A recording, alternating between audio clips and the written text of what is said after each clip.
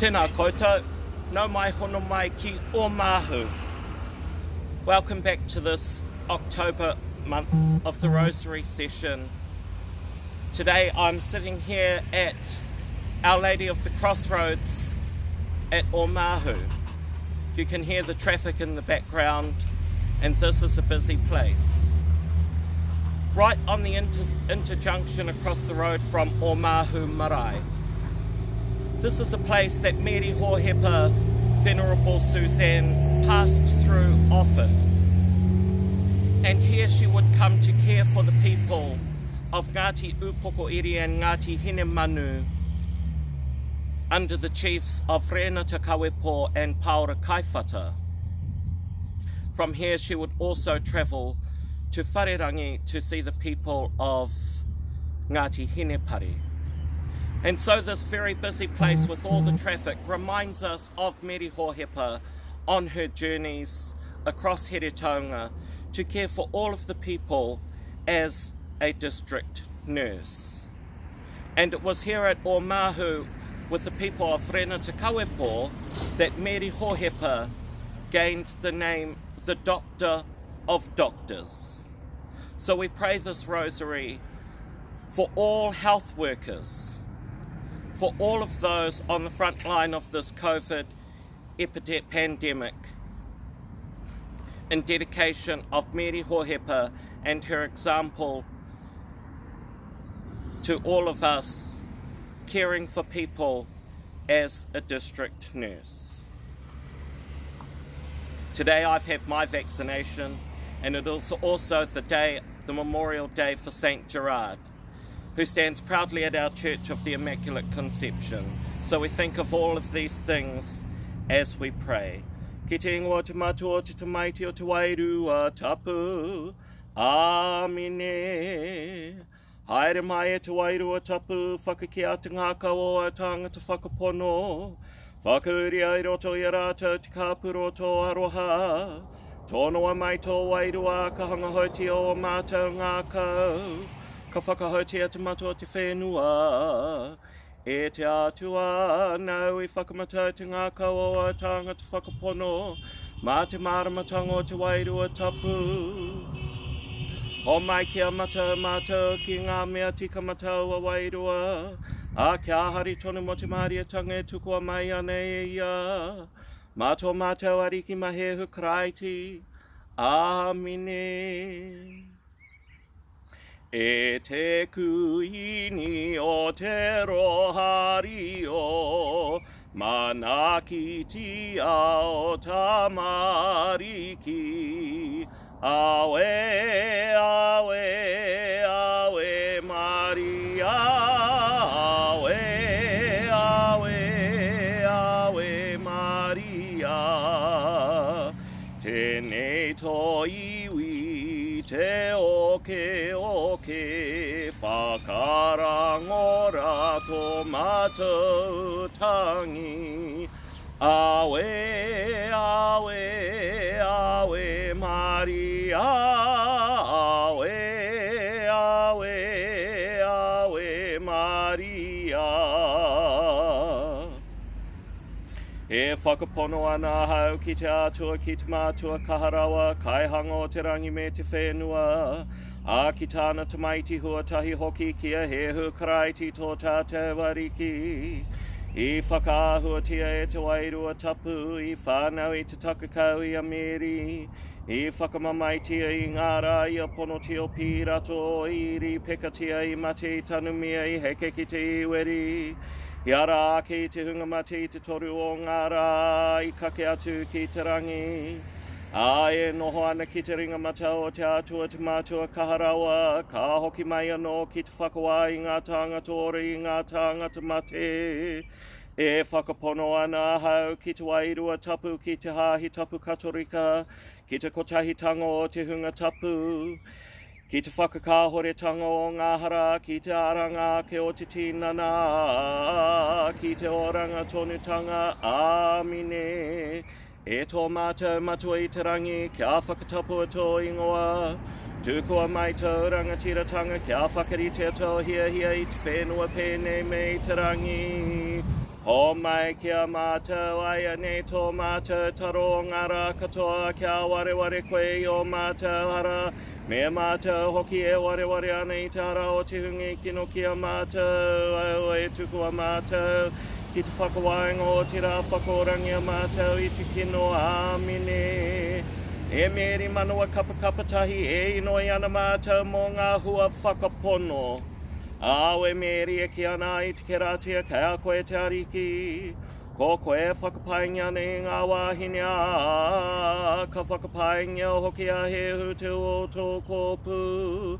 E hata Mēri te mātua te atua i noi koe mō mātou Hēhu ngaharaia nei. A i te haoro tō mātou matingarawa amine. E Mēri whakaahua te ahara koretia e inoi ana mātou mō ngā hua tūmanako. Awe Mēri e ki ana i te keratia ka koe te ariki. Ko koe whakapainga nei ngā wāhine a. Ka whakapainga hoki a Hēhu te o tō kōpū. E hata Mēri te mātua te atua i noi koe mō mātou Hēhu ngaharaia nei. A i tauro tō mātou matingarawa amine. E Mēri hine nui o te ao e inoi ana mātou mō ngā hua arohā. Awe Mēri e ki ana i te keratia ka koe te ariki. Ko koe whakapainga nei ngā wāhine a. Ka whakapainga hoki a Hēhu te o tō kōpū. He hata Mēri te mātua te atua i noi koe mō mātou Hēhu ngaharaia nei a i tauro tō mātou matingarawa amine. Roria ki te mātua me te tamaiti me te wairu a tapu. Me te timatanga no kia pēra hoki aia nei a kia pēra ke ake. A i ngā taumutunga kore āmine. Ko te mihi teri kiko mātahi, the first luminous mystery. Ko te iriiritanga o Hēhu KARAITI ki te awa HORANO, the baptism of Jesus in the River Jordan. Kia mau tonu ia Hēhu te karanga a te matua i te rangi i tāna mihana i te ao. Ka whakamohio atu ia ki a rātou e kimi ana te atua. Ka inoi tātou mō ngā karaiti ana katoa o Aotearoa. Kia noho pono rātou ki te hākara me te iriiritanga i o atitia ki a rātou. Ano ka oti a Hēhu te iriiri tika tonu ake ia i te wai. Awe, awe, awe Māori, awe, awe, awe Māori. Ko tētahi reo no te rangi e karere, ko taku Tama tēnei arohā. Awe, awe, awe Māori, awe, awe, awe Māori.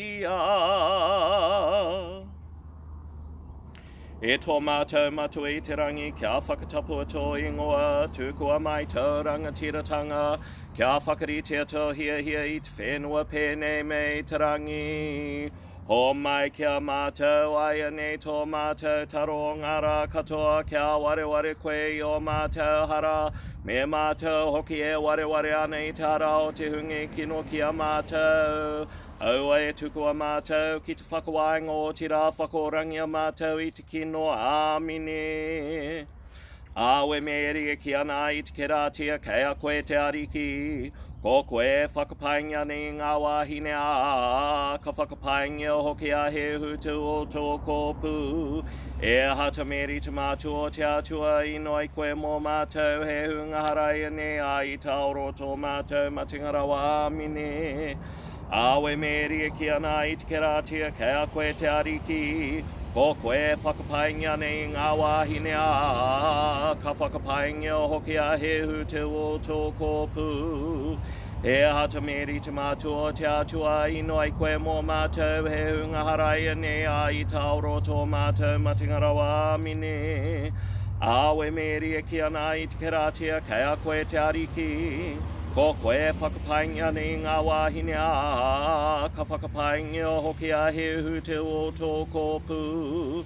E hata Mēri te mātua o te atua ino ai koe mō mātou Hēhu ngā haraia ne a I tauro tō mātou matingarawa amine. Awe Mēri e ki ana I te keratia kei a koe te ariki.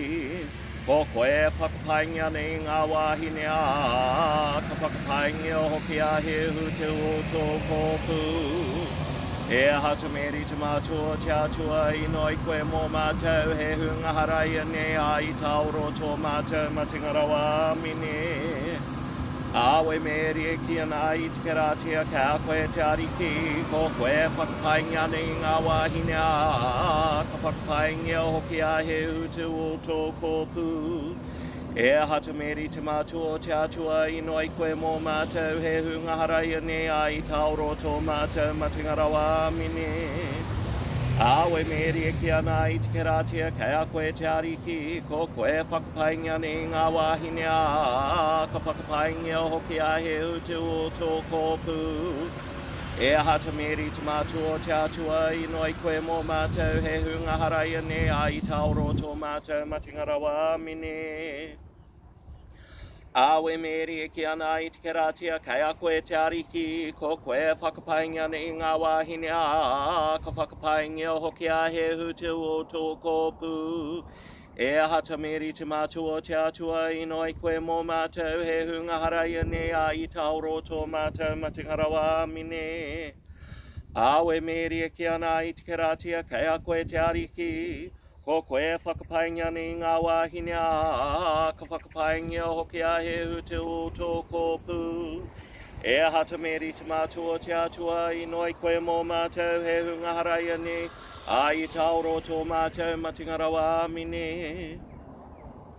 Awe Mēri e ki ana I te keratia kei a koe te ariki. Ko koe whakapainga ni ngā wāhine a, ka whakapainga o hoki a Hēhu te o tō kōpū. E hata Mēri te mātua o te atua ino ai koe mō mātou Hēhu ngā haraia ne a I tauro tō mātou matingarawa amine. Awe Mēri e ki ana I te keratia kei a koe te ariki. Ko koe whakapainga ni ngā wāhine a, ka whakapainga o hoki a Hēhu te o tō kōpū. E hata Mēri te mātua o te atua ino ai koe mō mātou Hēhu ngā haraia ne a I tauro tō mātou matingarawa amine.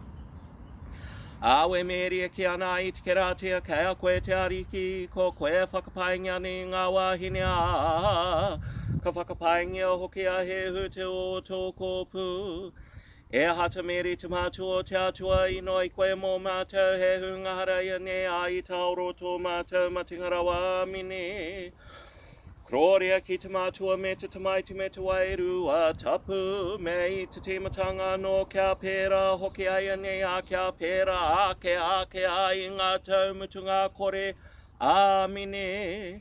E Hēhu whakakauhariti o mātou hara, whakorangi a mātou I te kāpuro o te iweri. Arahina ngā wairua katoa ki te rangi o tira ngā wairua e tika ana kia tino ata whaitia. Jesus, I trust in you. Ko te mihi teri kiko mārua, the second luminous mystery. Ko te whakaahututanga o Hēhu I aia I Kana. The marriage feast at Cana. Ko te merikara o te wainoho me te ukaritia, te tino tohu whakatū I reira te ariki o te aranga ake I wainganui ana akonga. Me te noho pono ki a te whaia o te atua me te pōwhiri hoki ki te katoa. Kia maia tāna e ki ana. Me te inoi kia maumahara pono o te wairua o te ariki I roto I a tātou, ki wainganui o tātou matua whānau hoki, ko rātou hoki ngā tētahi o te hāhi. Nā I te toru o ngā rahe mare, nā I kāna ai reira te whaia o Hēhu. Awe, awe, awe Maria, awe, awe, awe Maria. ona whaia ki ngā kaimanaki, tata e mea ai ki a koutou mea tia.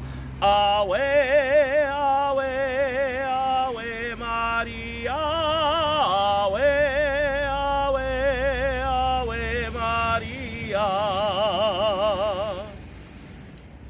Our Father who art in heaven, hallowed be thy name. Thy kingdom come, thy will be done on earth as it is in heaven.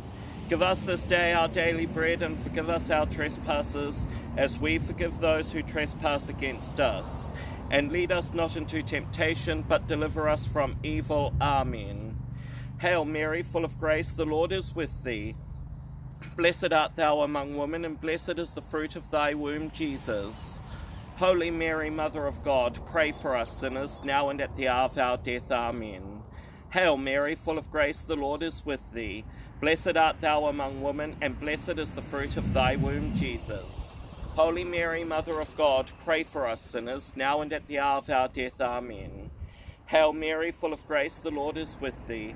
Blessed art thou among women, and blessed is the fruit of thy womb, Jesus. Holy Mary, Mother of God, pray for us sinners, now and at the hour of our death. Amen. Hail Mary, full of grace, the Lord is with thee. Blessed art thou among women, and blessed is the fruit of thy womb, Jesus.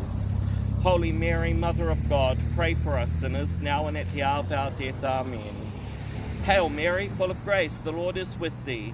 Blessed art thou among women, and blessed is the fruit of thy womb, Jesus. Holy Mary, Mother of God, pray for us sinners, now and at the hour of our death. Amen. Hail Mary, full of grace, the Lord is with thee. Blessed art thou among women, and blessed is the fruit of thy womb, Jesus. Holy Mary, Mother of God, pray for us sinners, now and at the hour of our death. Amen. Hail Mary, full of grace, the Lord is with thee. Blessed art thou among women, and blessed is the fruit of thy womb, Jesus. Holy Mary, Mother of God, pray for us sinners, now and at the hour of our death. Amen. Hail Mary, full of grace, the Lord is with thee. Blessed art thou among women, and blessed is the fruit of thy womb, Jesus. Holy Mary, Mother of God, pray for us sinners, now and at the hour of our death. Amen. Hail Mary, full of grace, the Lord is with thee. Blessed art thou among women, and blessed is the fruit of thy womb, Jesus. Holy Mary, Mother of God, pray for us sinners, now and at the hour of our death. Amen. Hail Mary, full of grace, the Lord is with thee. Blessed art thou among women, and blessed is the fruit of thy womb, Jesus. Holy Mary, Mother of God, pray for us sinners, now and at the hour of our death. Amen. Glory be to the Father, and to the Son, and to the Holy Spirit, as it was in the beginning, is now, and ever shall be, a world without end. Amen. O my Jesus, forgive us our sins, save us from the fires of hell. Lead all souls to heaven, especially those most in need of thy mercy. Jesus, I trust in you.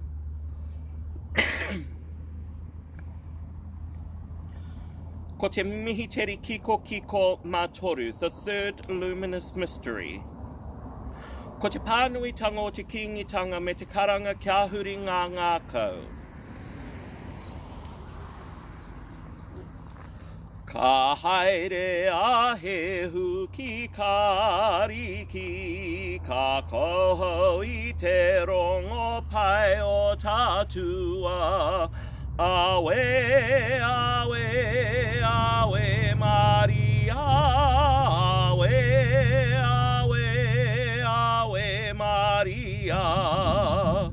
Kua tai te rangatiratanga o te atuari, pene ta whakaponoia te rongo pai.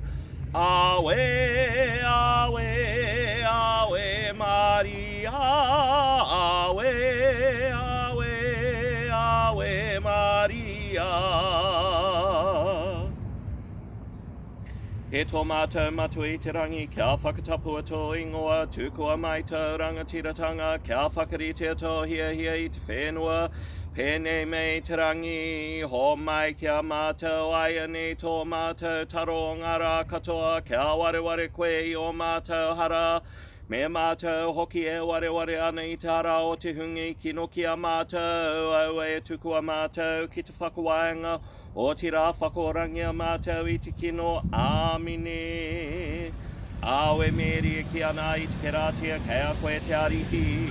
O koe whakapaingi ana I ngā wāhine a, ka whakapaingi a hoki a Hēhu te uo tō kōpū. E hata Mēri te mātua o te atua I noi koe mō mātou, Hēhu ngā haraia ne a I te haoro tō mātou, matingarawa amine. Awe Mēri e ki ana I te keratia, kei a koe te ariki. Ko koe whakapaingi ana I ngā wāhine a, ka whakapaingi o hoki a Hēhu te uo tō kōpū. E hata Mēri te mātua o te atua I noi koe mō mātou, Hēhu ngā haraia ne a I taoro tō mātou, matingarawa amine. Awe Mēri e ki ana I te keratia, kei a koe te ariki, ko koe whakapaingi ana I ngā wāhine a, ka whakapaingi o hoki a Hēhu te uo tō kōpū. E hata Mēri te mātua o te atua I noi koe mō mātou, Hēhu ngā haraia ne a I taoro tō mātou, matingarawa amine. Awe Mēri e ki ana I te keratia, kei a koe te ariki, ko koe whakapaingi ana I ngā wāhine a, ka whakapaingi o hoki a Hēhu te uo tō kōpū. E hata Mēri te mātua o te atua I noi koe mō mātou, Hēhu ngā haraia ne a I taoro tō mātou, matingarawa amine. Awe Mēri e ki ana I te keratia, kei a koe te ariki, ko koe whakapaingi ana I ngā wāhine a, ka whakapaingi o hoki a Hēhu te uo tō kōpū. E hata Mēri te mātua o te atua I noi koe mō mātou, Hēhu ngā haraia ne, a I taoro tō mātou, matingarawa amine. Awe Mēri e ki ana I te keratia, kei a koe te ariki, ko koe whakapaingi ana I ngā wāhine a, ka whakapaingi o hoki a Hēhu te uo tō kōpū. E hata Mēri te mātua o te atua I noi koe mō mātou, Hēhu ngā haraia ne a I taoro tō mātou, matingarawa amine. Awe Mēri e ki ana I te keratia, kei a koe te ariki, ko koe whakapaingi ana I ngā wāhine a, ka whakapaingi o hoki a Hēhu te uo tō kōpū. E hata Mēri te mātua o te atua I noi koe mō mātou, Hēhu ngā haraia ne a I taoro tō mātou, matingarawa amine. Awe Mēri e ki ana I te keratia, kei a koe te ariki, ko koe whakapaingi ana I ngā wāhine a, ka whakapaingi o hoki a Hēhu te uo tō kōpū. E hata Mēri te mātua o te atua I noi koe mō mātou, Hēhu ngā haraia ne, a I taoro tō mātou, matingarawa amine.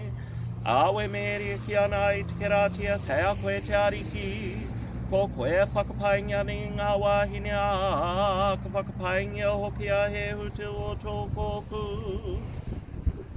E hata Mēri te mātua o te atua I noi koe mō mātou, Hēhu ngā haraia ne a I taoro tō mātou, matingarawa amine. Awe Mēri e ki ana I te keratia, kei a koe te ariki, ko koe whakapaingi ana I ngā wāhine a, ka whakapaingi o hoki a Hēhu te uo tō kōpū. E hata Mēri te mātua o te atua I noi koe mō mātou, Hēhu ngā haraia ne, a I taoro tō mātou, matingarawa amine. Gloria ki te mātua me te tamaiti me te wairua tapu. Mei te timatanga no kia pēra hoki aia ne a kia pēra kia I ngā taumutunga kore amine. E Hēhu whakakahoreti o mātou hara, whakaorangi a mātou I te kāpura o te iweri. Arahina ngā wairua katoa ki te rangi o te rā ngā wairua e tika ana kia tino ata whaitia. Jesus, I trust in you. Ko te mihiteri kiko mawha, the fourth luminous mystery. Ko te whakahua kētia. I ki te ai ngā whae a ko ngā Hēhu I roto I tōna kiko tanga. Awe, awe, awe, Maria, awe, awe, awe, Maria. Ka puta ke te ahua o tōna mata, ma tonu tōna kakahu kanapa tonu. Awe, awe, awe Maria, awe, awe, awe Maria.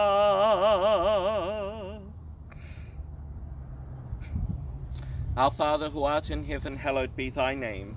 Thy kingdom come, thy will be done on earth as it is in heaven. Give us this day our daily bread, and forgive us our trespasses, as we forgive those who trespass against us. And lead us not into temptation, but deliver us from evil. Amen. Hail Mary, full of grace, the Lord is with thee. Blessed art thou among women, and blessed is the fruit of thy womb, Jesus. Holy Mary, Mother of God, pray for us sinners, now and at the hour of our death. Amen. Hail Mary, full of grace, the Lord is with thee. Blessed art thou among women, and blessed is the fruit of thy womb, Jesus. Holy Mary, Mother of God, pray for us sinners, now and at the hour of our death. Amen. Hail Mary, full of grace, the Lord is with thee. Blessed art thou among women, and blessed is the fruit of thy womb, Jesus. Holy Mary, Mother of God, pray for us sinners, now and at the hour of our death. Amen. Hail Mary, full of grace, the Lord is with thee. Blessed art thou among women, and blessed is the fruit of thy womb, Jesus. Holy Mary, Mother of God, pray for us sinners, now and at the hour of our death. Amen. Hail Mary, full of grace, the Lord is with thee. Blessed art thou among women, and blessed is the fruit of thy womb, Jesus. Holy Mary, Mother of God, pray for us sinners, now and at the hour of our death. Amen. Hail Mary, full of grace, the Lord is with thee. Blessed art thou among women, and blessed is the fruit of thy womb, Jesus. Holy Mary, Mother of God, pray for us sinners, now and at the hour of our death. Amen. Hail Mary, full of grace, the Lord is with thee. Blessed art thou among women, and blessed is the fruit of thy womb, Jesus. Holy Mary, Mother of God, pray for us sinners, now and at the hour of our death. Amen. Hail Mary, full of grace, the Lord is with thee. Blessed art thou among women, and blessed is the fruit of thy womb, Jesus. Holy Mary, Mother of God, pray for us sinners, now and at the hour of our death. Amen. Hail Mary, full of grace, the Lord is with thee. Blessed art thou among women, and blessed is the fruit of thy womb, Jesus. Holy Mary, Mother of God, pray for us sinners, now and at the hour of our death. Amen. Hail Mary, full of grace, the Lord is with thee. Blessed art thou among women, and blessed is the fruit of thy womb, Jesus. Holy Mary, Mother of God, pray for us sinners, now and at the hour of our death. Amen. Glory be to the Father, and to the Son, and to the Holy Spirit, as it was in the beginning, is now, and ever shall be, a world without end. Amen.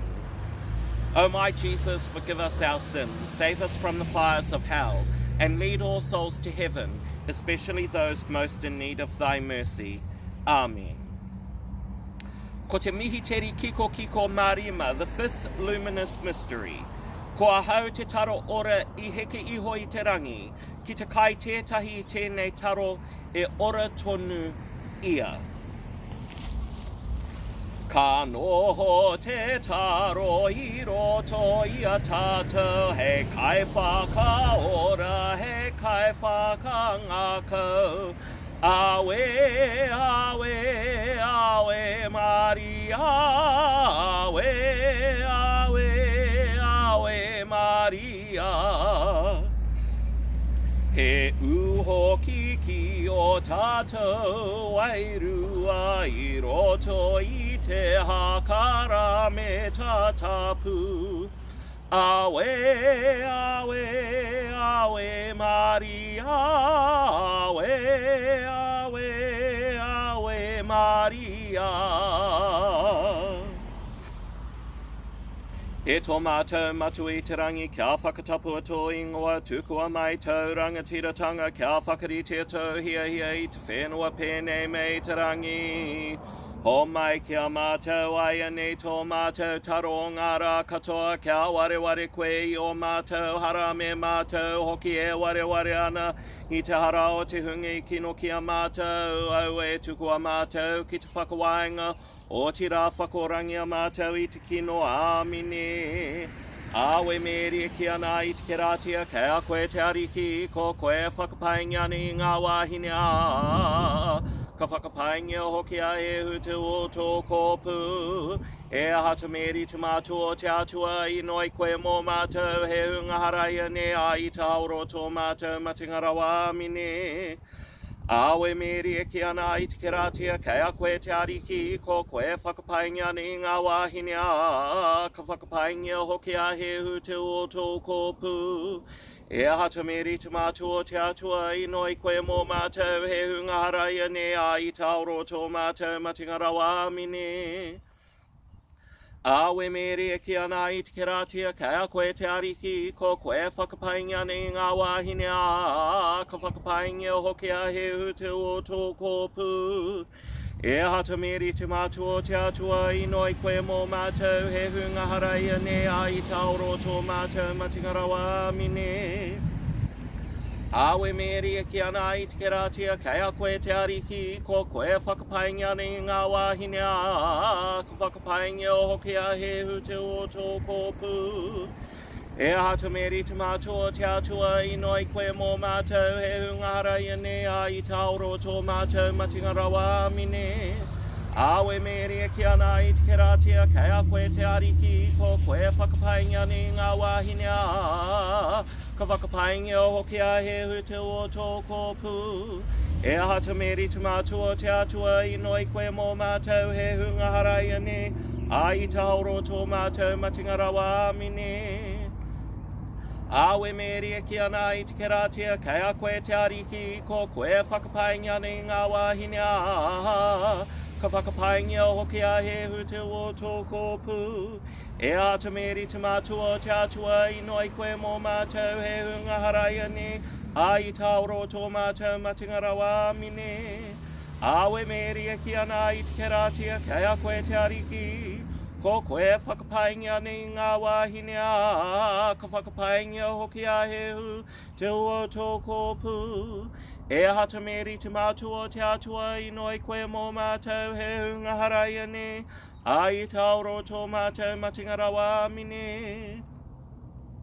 Awe Mēri e ki ana i te keratia kei a koe te ariki ko koe whakapainga ni ngā wāhine a. Ka whakapainga hoki a Hēhu te o tō kōpū. E hata Mēri te mātua o te atua i noi koe mō mātou Hēhu ngā haraia ne a i te auro tō mātou matingara wāmine. Awe Mēri e ki ana i te keratia kei a koe te ariki ko koe whakapainga ni ngā wāhine a. Ka whakapainga hoki a Hēhu te o tō kōpū. E hata Mēri te mātua o te atua i noi koe mō mātou Hēhu ngā haraia ne a i te auro tō mātou matingara wāmine. Awe Mēri e ki ana i te keratia kei a koe te ariki ko koe whakapainga ni ngā wāhine a. Ka whakapainga hoki a Hēhu te o tō kōpū. E hata Mēri te mātua o te atua i noi koe mō mātou Hēhu ngā haraia ne a i te auro tō mātou matingara wāmine. Gloria ki te mātua me te tamaiti me te wairua tapu. Mei te timatanga no kia pēra hoki aia ne a kia pēra kia i ngā taumutunga kore āmine. E Hēhu whakakauhoreti o mātou hara, whakaorangi a mātou i te kāpura o te iwiri. Arahina ngā wairua katoa ki te rangi o te rā ngā wairua e tika ana kia tino ata whaitia. Jesus, I trust in you. Hail, Holy Queen, Mother of Mercy, hail our life, our sweetness, and our hope. To thee do we cry, poor banished children of Eve. To thee do we send up our sighs, mourning and weeping in this valley of tears. Turn then, most gracious Advocate, thine eyes of mercy towards us, and after this, our exile, show unto us the blessed fruit of thy womb, Jesus. O merciful, O loving, O sweet, Virgin Mary, pray for us, O Holy Mother of God, that we may be made worthy of the promises of Christ. Let us pray. O God, whose only begotten Son, by his life, death, and resurrection, has purchased for us the rewards of eternal life, grant, we beseech thee, that meditating upon these mysteries of the most holy Rosary of the Blessed Virgin Mary, we may imitate what they contain and obtain what they promise, through the same Christ our Lord. Amen. Ko te ritani o Hato Hōhepa, the Litany of Saint Joseph. E te ariki tohu ngara mātou, e Hēhu KARAITI tohu ngara mātou, e te ariki tohu ngara mātou, e Hēhu KARAITI whakarangona mai rā mātou, e Hēhu KARAITI whakapainga mai rā mātou, e te atua te mātua i te rangi, tō ngara mātou, e te atua te tamaiti e te kai whakaoro te ao, tō ngara mātou, e te atua te wairua tapu, tō ngara mātou, e te atua kotahi ngā hunga tokotoru, tō ngara mātou, e hata Mēri noi mō mātou, e hato Hōhepa i noi mō mātou, e te uria tāhua o Rāwiri i noi mō mātou, e te marama o ngā pāteri ake i noi mō mātou, e te hoa kua rangia mō te whai o te atua i noi mō mātou, e te kai tiaki o te kai whakaora i noi mō mātou, e te kai tiaki mā tonu o Mēri takukau i noi mō mātou, e te mātua whāngai o te mātamaiti a te atua i noi mō mātou, e te kai āwhino Hēhu KARAITI mātāra tonu i noi mō mātou, e te ipu kārea i noi mō mātou, e te tumuaki o te whānau tapu i noi mō mātou, e Hōhepa e tino tika i noi mō mātou, e Hōhepa i tino tūpato i noi mō mātou, e Hōhepa kaha kore i noi mō mātou, e Hōhepa i tino whakarongo i noi mō mātou, e Hōhepa i tino pono i noi mō mātou, e te atarangi o te manawa nui i noi mō mātou, e te kai arohā o te rawa koretanga i noi mō mātou, e te tauiro ngā kaimahi i noi mō mātou, e te kororia o ngā whānau katoa i noi mō mātou, e te kororia i ngā whānau katoa i noi mō mātou, e te kai āwhino o te hunga āwangawanga i noi mō mātou, e te rangi mārietanga o te hunga rawa kore i noi mō mātou, e te tūmanakotanga o te hunga pāngia ana a te mate i noi mō mātou, e te pāterono o te hunga wehewehe i noi mō mātou, e te pāterono o te hunga moke i noi mō mātou, e te pāterono o te hunga rawa kore i noi mō mātou, e te pāterono o te hunga e tata ana ki te mate i noi mō mātou, e te kai whakamakatu i ngā rewera i noi mō mātou, e te kai tiaki o te hāhi tapu i noi mō mātou, e te re mea te atua e whakakahore ana i ngā hara o te ao. Hōhia mai tō rongo ki a mātou.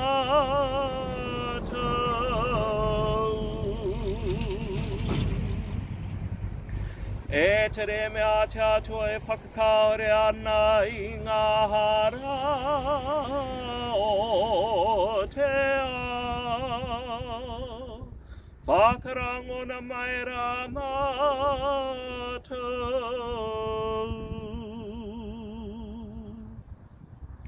E tere mea te atua e whakakahore ane I ngā hara o te ao. Tōngi ara mātou.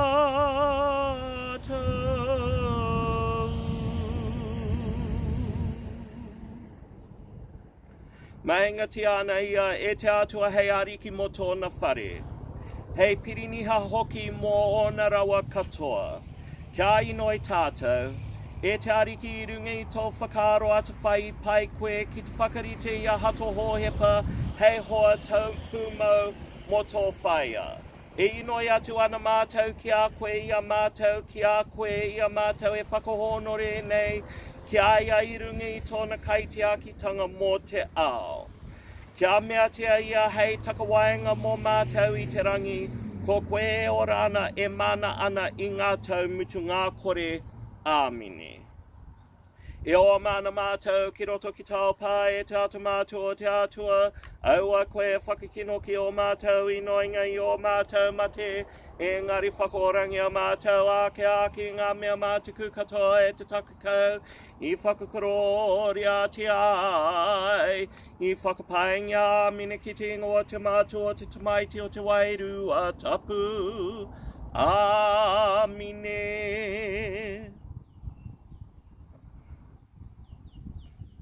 Tēnā tātou. Thank you for joining me in this rosary. It's a very busy road here, which is why this place is called St. Mary of the Crossroads here at Ōmāhu. So let me just show you what this place looks like. Here we are at Ōmāhu, and this is why this is such a busy place. Here we have Hatohoani Pāpita, the burial place of Renata Kawepo and the Mormon Church. We have Ōmāhu Marae, the Tūranga Waiwai, the home of the Ngāti Upokoiri Ngāti Hinemanu people. And here we are in our own Catholic space on this corner of Mary of the Crossroads. Thank you for praying the rosary with me for the dedication of health workers on the front line of this COVID pandemic. Kia tau te rangi Māori, kia koutou, peace be with you all.